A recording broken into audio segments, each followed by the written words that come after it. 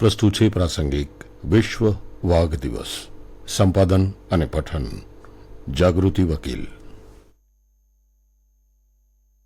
ભારતનું રાષ્ટ્રીય પ્રાણી એવા વાઘના લુપ્ત થવાના ગંભીર ખતરા અને શક્ય તેટલી વહેલી તકે તેમનું રક્ષણ કરવાના મહત્વને ઉજાગર કરવાના મુખ્ય ઉદ્દેશ્ય સાથે રશિયાના પીટર્સબર્ગમાં વર્ષ 2010માં આયોજિત આંતરરાષ્ટ્રીય પરિષદમાં દર વર્ષે 29 જુલાઈએ વિશ્વ વાઘ દિવસ ઉજવવાનું નક્કી કરવામાં આવ્યું હતું, જેમાં વાઘ ધરાવતા 13થી વધુ દેશો સામેલ થયા હતા. તેનો વાઘના લુપ્ત થવાના ગંભીર ખતરા અને શક્ય તેટલી વહેલી તકે તેમનું રક્ષણ કરવાના મહત્વને ઉજાગર કરવાનો છે. ભારત સહિત બાંગ્લાદેશ, મલેશિયા અને સાઉથ કોરિયાનો રાષ્ટ્રીય પ્રાણી વાઘ છે. આપણને ગર્વ છે કે દુનિયાની કુલ વસ્તીમાંથી વાઘની 70% વસ્તી આપણા ભારતમાં છે. વાઘના મહત્વ અને તેઓ જે જોખમોનો સામનો કરે છે તેના વિશે જાગૃતિ ફેલાવવા તથા વૈશ્વિક સ્તરે વાઘ સંરક્ષણ પ્રયાસોને પ્રોત્સાહિત કરવા, તેમના રક્ષણ માટે સતત કાર્યવાહી કરવાની પ્રેરણા આપવાની થીમ સાથે આજના દિવસે વિવિધ જગ્યાએ વાઘના સંરક્ષણ અંગે ખાસ સેમિનારનું આયોજન કરવામાં આવે છે. આ દ્વારા વધુમાં વધુ લોકોને વાઘ વિશે માહિતી આપવામાં આવે છે અને તેના સંરક્ષણ વિશે જાગૃત કરવામાં આવે છે. વાઘના સંરક્ષણ માટે કામ કરતી સંસ્થાઓને પ્રોત્સાહિત અને દાન આપવામાં આવે છે. વાઘ આપણું રાષ્ટ્રીય પ્રાણી છે. વર્ષ 1972 પહેલા ભારતના રાષ્ટ્રીય પ્રાણીનો દરજ્જો સિંહ પાસે હતો. વિશ્વમાં વાઘની 70% વસ્તી ભારતમાં રહે છે.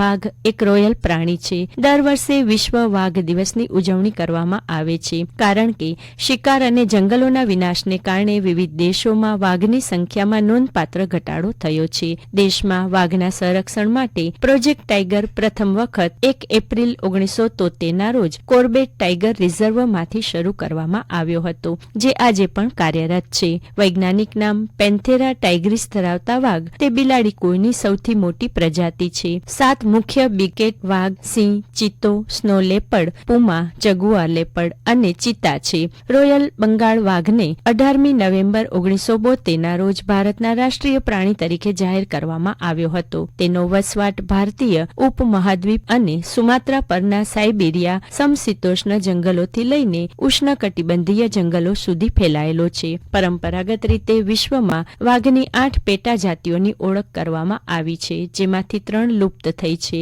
વાઘ બિલ્લી પ્રજાતિનું સૌથી મોટું જાનવર છે. આ સાથે ધ્રુવીય રીંછ અને ભૂરા રીંછ બાદ ધરતી પરનું સૌથી મોટું માંસાહારી જાનવર છે. એક વાઘની ઉંમર જંગલમાં લગભગ 10 વર્ષ અને પ્રાણી સંગ્રહાલયમાં તેનાથી 2 થી 3 વર્ષ વધુ હોવાની માનવામાં આવે છે. માદા વાઘનું ગર્ભધારણ 3.5 મહિના હોય છે. તે એક વખતમાં 3 થી 4 બચ્ચાને જન્મ આપે છે. વાઘના મગજનું વજન 300 ગ્રામ હોય છે. આ સફેદ રંગનો વાઘ પેદા થવાના ચાન્સીસ 10,000 માંથી કોઈ એક છે. વાઘના શરીર પર જોવા મળતી ડિઝાઇન આપણી ફિંગરપ્રિન્ટની જેમ યુનિક હોય છે. વાઘના સમૂહને અમ્બુશ અથવા સ્ટ્રીક કહેવામાં આવે છે. એક વાઘ 18 હર્ટ્ઝ સુધીનો અવાજ પેદા કરી શકે છે અને તેની દહાડ 3 કિલોમીટર સુધી સંભળાઈ શકે છે. વાઘ ધરતીથી 3,960 મીટરની ઊંચાઈ પર પણ મળી આવ્યા છે. વાઘ માત્ર માંસ ખાય છે અને શિકાર કરવા માટે રાત પડવાની રાહ જુએ છે. અંધારામાં તેની જોવાની ક્ષમતા માણસ કરતા 6 ગણી વધુ છે. 30 ફૂટ લાંબી છલાંગ અને 12 ફૂટ ઊંચી છલાંગ લગાવી શકે છે.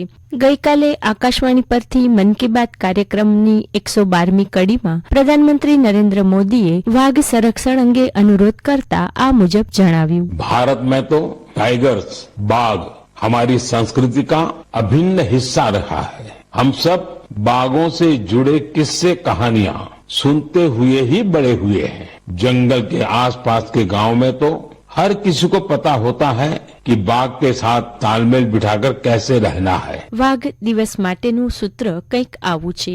વાઘ માટે જંગલી ન બનો, તેમને બચાવો. તેઓની ગર્જના સાંભળો, કારણ કે તેઓ કદાચ વધુ ન હોય. વાઘ એક પ્રકારનો છે. હંમેશા તેને ધ્યાનમાં રાખો. વાઘને બંદૂકથી નહીં, કેમેરાથી મારો.